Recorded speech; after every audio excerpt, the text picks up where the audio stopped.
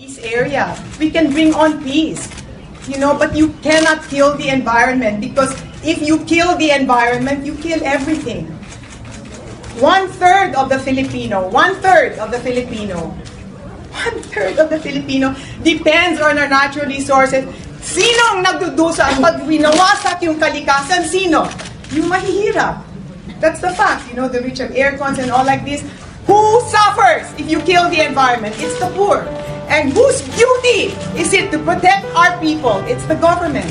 And when you make decisions based on business interests, you have shirked your responsibility. Daang-daang patay, mga bahay na giba, mga buhay na nasira nang dahil sa baha.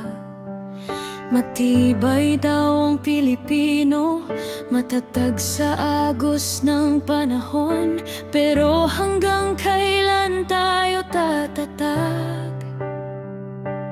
Kung paulit-ulit tayong nilulunod, tapos na tayo sa pagtitis. Ang kailangan natin ay pagbabago, tunay at totoo.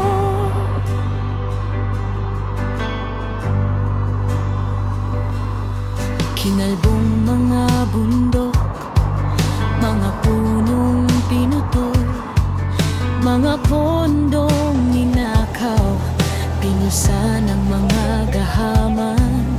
Ang tubig ng ulan, wala nang ibang pupuntahan. Mula sa